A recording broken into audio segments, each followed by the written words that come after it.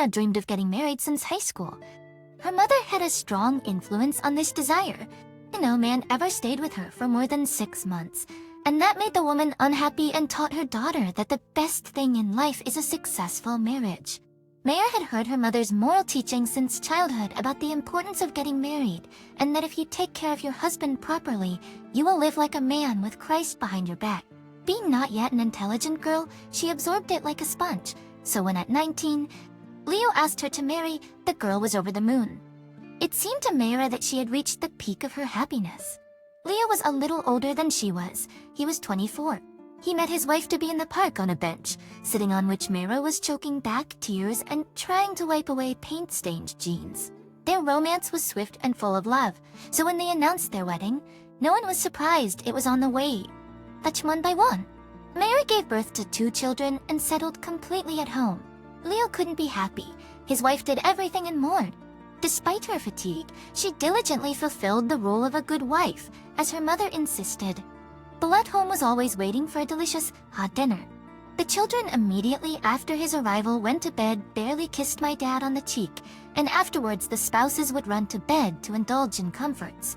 The man relentlessly bragged to friends and colleagues of his other half, thick in conversations with them. Leo always called his wife his better half, and the men sincerely invite him. Almost all of them were waiting at home hysterical, which instead of warmth and love bestowed exclusively with lectures and reproaches. When her son turned 5 and her daughter 3, Myra had a chance to go to work, but for this it was necessary to get another crust. At one time, she graduated in economics, and after 6 months of work in the firm, she successfully went on maternity leave. After 5 years of endless maternity leave, the woman desperately wanted to go out. She had never admitted it to anyone, but in fact she was tired of family life. She was tired of being a servant in the house, of wiping snotty noses and smiling happily at Leo when he came home. She secretly followed the lives of her high school and university friends, who thoroughly enjoyed their youth, partying and socializing with each other. Mary's socializing, on the other hand, was limited to the other moms on the playground, and Leo and the kids. Secretly from her husband, she still decided to take a course and go to work after it. It was there, in the training center. In the training center, she met him. Jake was teaching them accounting. Myra fell in love with a handsome man as soon as he entered the classroom. Jake also paid attention to the pretty Myra, who was sitting at the first desk, and listened to him avidly for the entire hour and a half. After class, he caught up with the student outside and a conversation ensued. It was a Friday, and all weekend Myra could not get away from the thought of the teacher. She herself did not realize how their romance began. Love swept over her, so that at times she forgot the existence of her husband and children.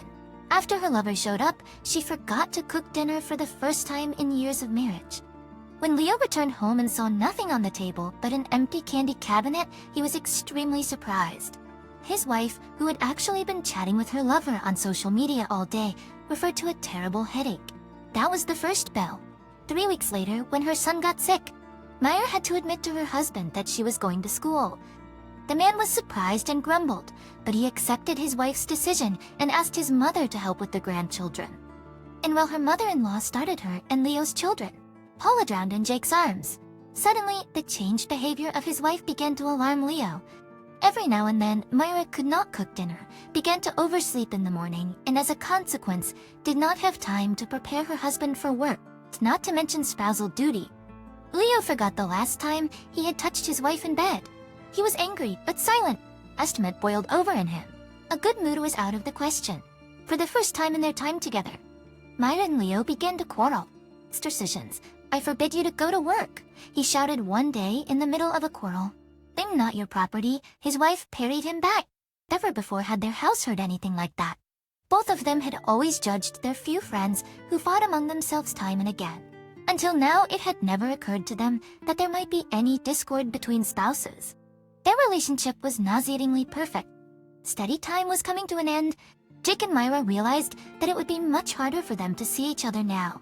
Several times the woman brought up the issue of her leaving her husband and living together with Jake, but he didn't show any enthusiasm and she didn't talk about it anymore. Thus with her head, she knew that she couldn't count on anything because they were only lovers, and in fact, she knew absolutely nothing about her lover. Maybe he even had a family of his own.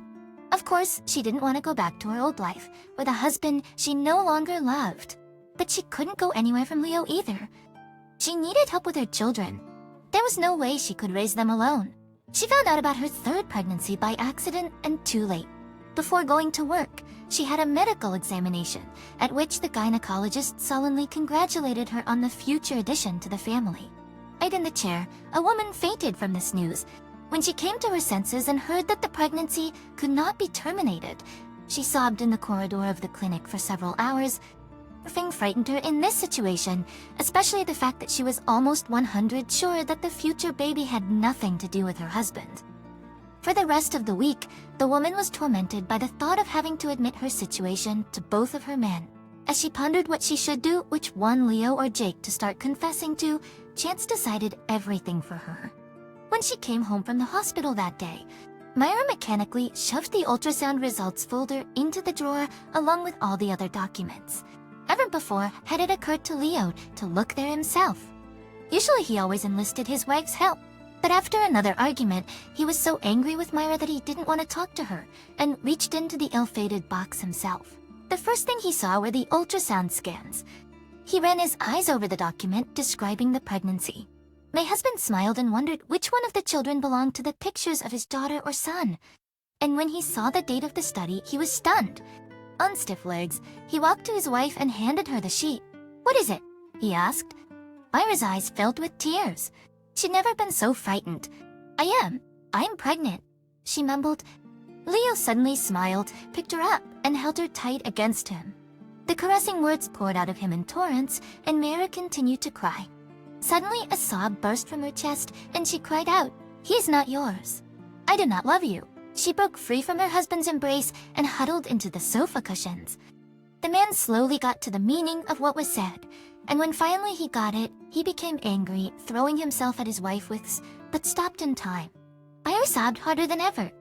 Who is he?" shouted the man, pounded his fist on the wall.